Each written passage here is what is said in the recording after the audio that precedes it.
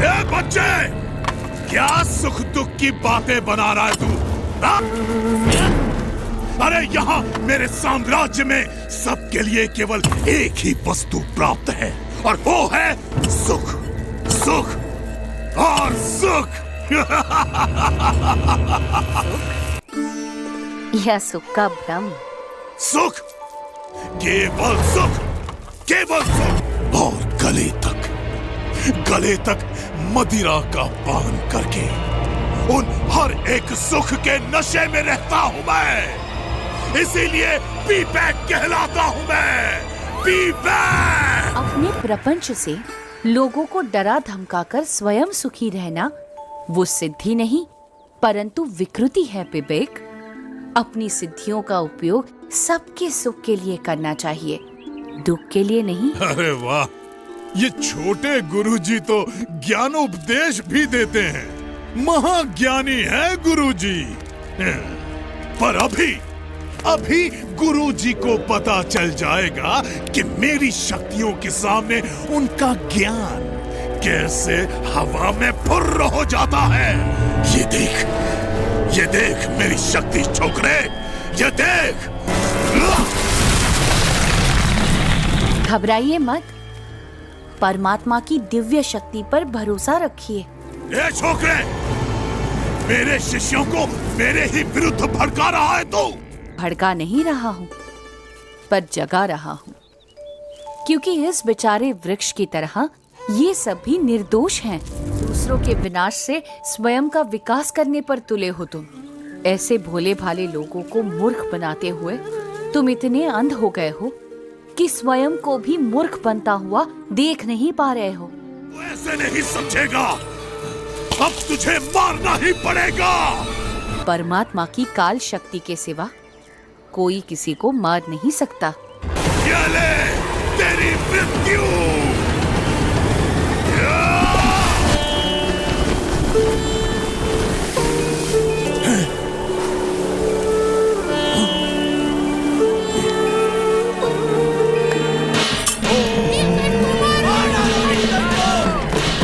मेरी परम शक्तियों, मैं आप सबका आह्वान करता हूँ, इस लड़के को खत्म कर दो।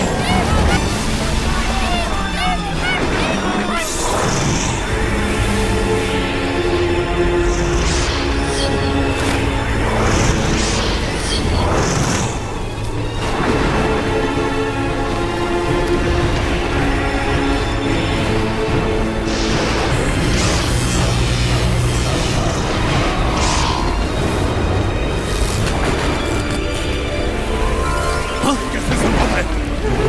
हेम क्लेम फट, ओम हेम क्लेम फट।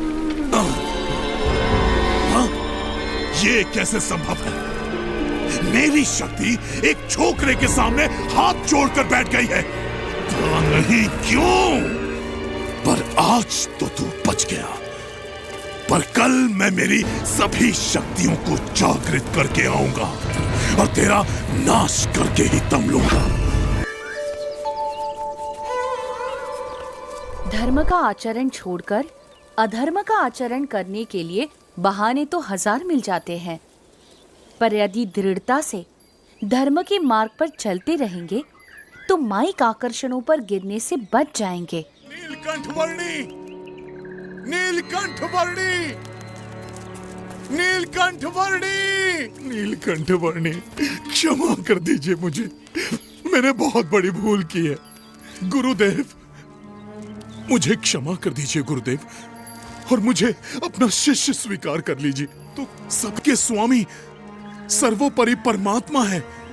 मुझे क्षमा कर दीजिए प्रभु, मुझे क्षमा कर दीजिए। विवेक, मार्ग से भटक जाने का अर्थ हमेशा ध्येय से भटक जाना ही नहीं होता। हमारे पूर्व जन्मों की भूलों को तुम अज्ञान के कारण भूल गए हो, वैसे ही इस जन्म की भूलों को ज्ञान से भुला दो। मैंने बहुत भूल की है, अब आप ही मेरा मार्गदर्शन कीजिए।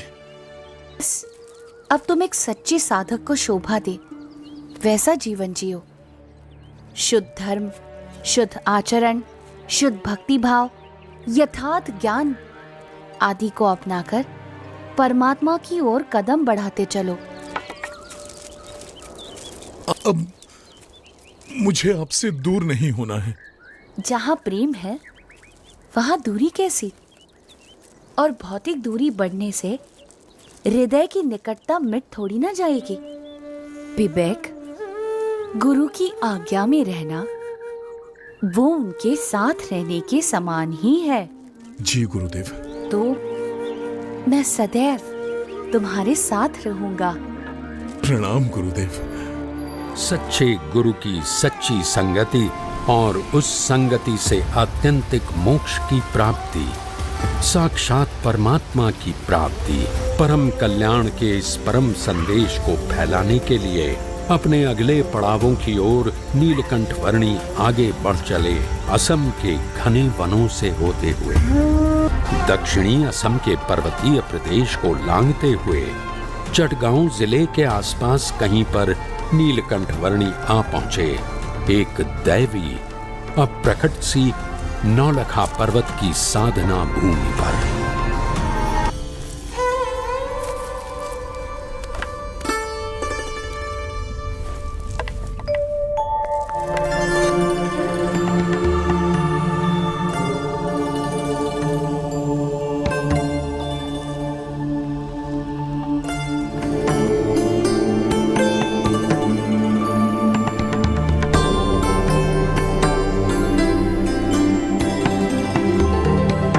आप सभी का आत्यंतिक मोक्ष के मार्ग पर प्रयाण हो।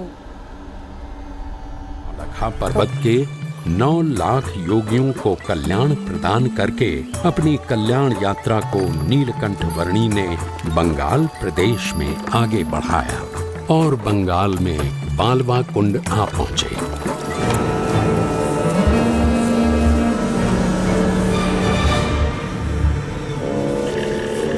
देश को पार कर नीलकंठ वर्णी गौड़ देश में श्री चैतन्य महाप्रभु की जन्मभूमि नवद्वीप में आ पहुंचे।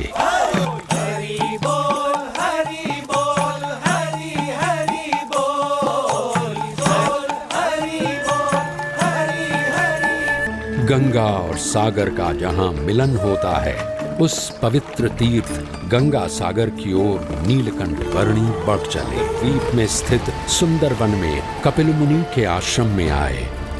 यहाँ कपिल मुनि द्वारा रचित सांख्य शास्त्र का समन्वय वैदिक धर्म के एक मौलिक दर्शन के साथ करने का जैसे उन्होंने संकल्प लिया और वहां से पूर्वी भारत के उड़ीसा प्रदेश में आ पहुंचे। इस उड़ीसा प्रदेश के एक छोटे से गांव में मानो कोई नीलकंठ वर्णी की प्रतीक्षा में था।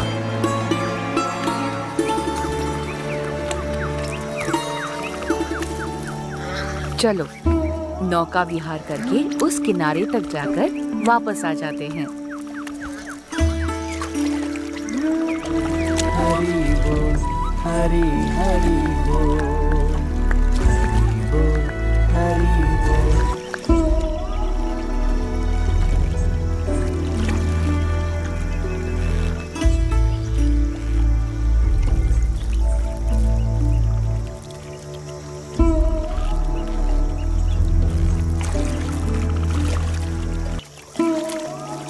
डरो मत, मैं तुम्हारे साथ हूँ।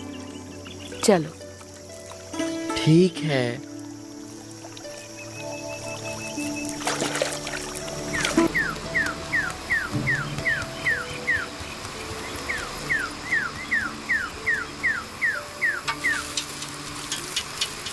डरो मत, मैं हूं ना, चलते रहो। नीलकंठ, नीलकंठ वर्णी, ये भालू हमें मार डालेगा। नहीं, कुछ नहीं करेगा, चिंता मत करो।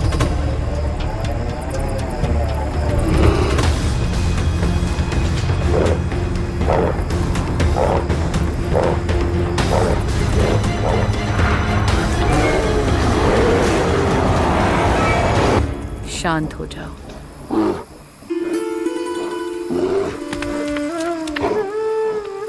चिंतित मत रहो, तुम्हारा कल्याण अवश्य होगा। अब जाओ।